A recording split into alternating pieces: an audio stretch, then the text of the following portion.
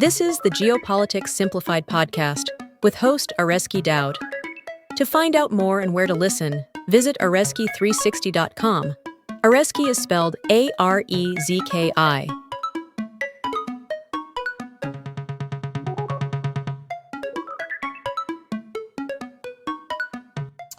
U.S. tariffs have not yet affected consumer spending in the Maghreb region of North Africa, but the tariffs are clearly sending shockwaves through global trade that clearly North Africa is not going to be insulated.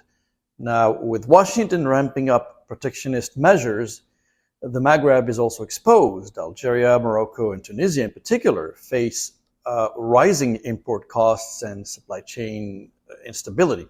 Now, for a region still developing its manufacturing base, these shifts threaten to derail industrial policy and squeeze consumers.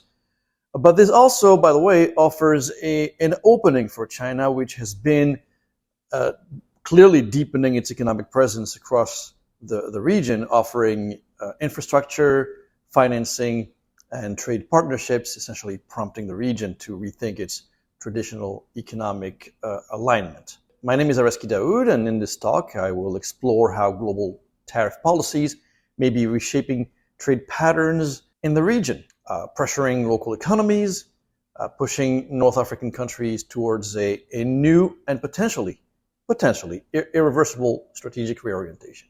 The North Africa region known as the Maghreb, comprising of Morocco, Algeria, Tunisia, Libya, and sometimes Mauritania, is also the target of the U.S. tariffs imposed by President Donald Trump. The move could potentially result in significant ripples across the region, and while each of the countries is experiencing various impacts. Algeria experienced a sharp increase in tariffs from roughly 18.9% to 30%, and the impact on that country may be more pronounced than in other nations of the region because of the more than $2 billion in oil and gas exports to the U.S. that took place in 2024. Now, these new tariffs are inevitably going to reduce Algeria's export earnings, affecting, to a certain extent, its foreign exchange reserves. In Algeria proper, commentators and the media have been cautiously framing this as a fresh opportunity to reassess trade relationships and diversify towards Asia, as well as arguing in favor of a more intra-African trade. However, the country should feel some repercussions eventually, mainly on its finances, while it's still dealing with such things as inflation and high youth unemployment. Neighboring Tunisia, hit with a 28% tariff, faces a slightly different challenge because it exports generally a more diversified basket of goods, including such things as textile, olive oil, and electronic components. And these products can be vulnerable to the Trump tariffs in general. Tunisian commentators have expressed concerns over macroeconomic risks with the possibility of declining investments and rising pressure on an already weak domestic currency, the dinar. U.S. tariffs, on the one hand, are expected to reduce Tunisia's export revenues, and on the other hand, they will make imports from the United States eventually more expensive due to the retaliatory dynamics or inflationary spillovers.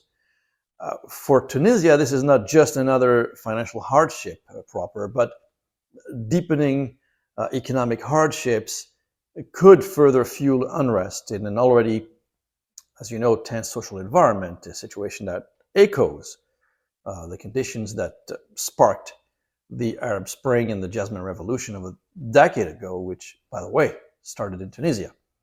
Morocco's case is a bit difficult to assess due to the unreliable media and domestic commentaries. And so what comes from the Moroccan media is generally presented with a more optimistic tone, perhaps even excessively so.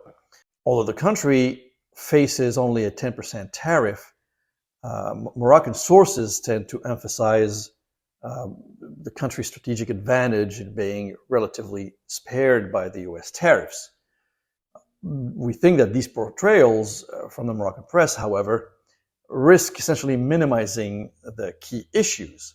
For example, while Morocco's automotive and phosphate industries are primarily geared towards the European markets, rising production costs tied to imported US components, think of electronics, think of metals and chemicals, could eventually erode profit margins. Moreover, if American firms turn to countries with lower trade barriers, Morocco's role as a potential export platform may be reduced despite its existing free trade agreement with the United States. Notably, some independent analyses highlight that Morocco's growing reliance on foreign direct investment for such things as jobs and for tech transfer may falter if US investors' confidence ends up being shaken. For its part, Libya is a case apart. Currently, Libya has limited trade volume with the United States and has an exemption for oil and gas exports, which is, by the way, the country's only real economic engine. The 31% tariff appears to have minimal immediate impact. However, this also reflects Libya's real economic problem, which is structural in nature. And the bottom line, Libya's economy is not diversified enough to even feel the full effect of a trade war. Putting aside petroleum, there's no sizable trade with the US in a sense. More than a decade of a civil war and its ongoing political instability mean that Libya's lack of integration with the global trade system is both a blessing, ironically, and a curse. This situation essentially shields the country from direct shocks, but it also highlights its vulnerability to internal shocks as no external markets are significantly absorbing their non-oil output. So what are the broader consequences of the Trump tariffs and the broader geopolitical tilt toward protectionism? I think Maghreb countries are not likely to remain unscathed or passive players. And in this context, China is going to be sort of the obvious beneficiary, at least for now. As the US becomes a more expensive market, potentially unstable market, North African governments, we believe, will likely court Chinese trade and investment more aggressively than in the past, and the Chinese are likely to respond positively, of course.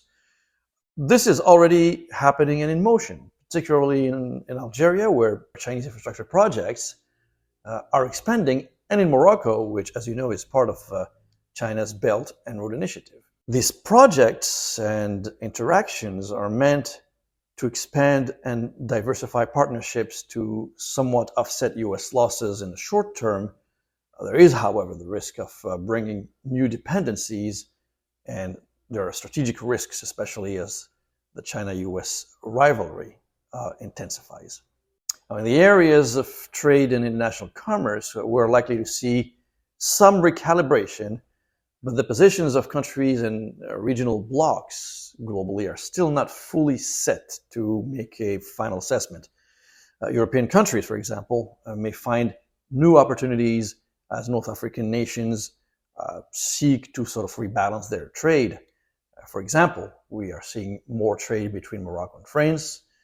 Algeria is working to strengthen its trade with Italy and Germany. But China is looming large, and North African nations must eventually contend with growing Chinese influence, which often comes with different set of standards, from labor to transparency to environmental sustainability. Additionally, supply chains that involve Maghreb-sourced goods may see higher costs if US tariffs persist, especially in industries like textiles, agribusiness, and renewable energy components.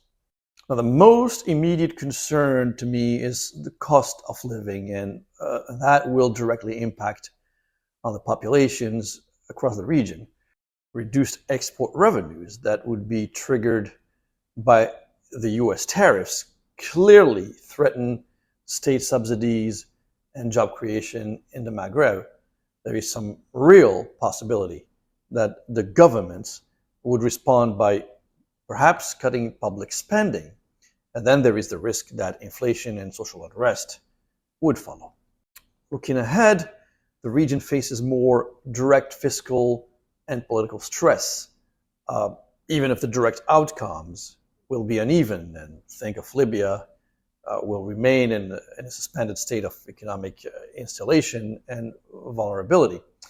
The shift toward China will deepen, though not without consequences. While none of that is being debated in the broader media in the region, the Trump tariffs act as a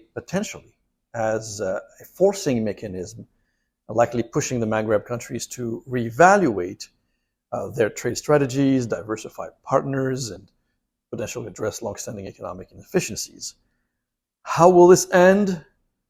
And how will government actions in the region enable economic resilience or create perhaps deeper dependencies are very difficult questions to answer. The outcome will eventually depend not only on how these countries adapt, but also how the global trade environment evolves in the coming months and the coming years. You just listened to an episode of the Geopolitics Simplified podcast with host Areski Dowd. Information on the podcast, the host and guests can be found at areski360.com. Areski is spelled Arezki.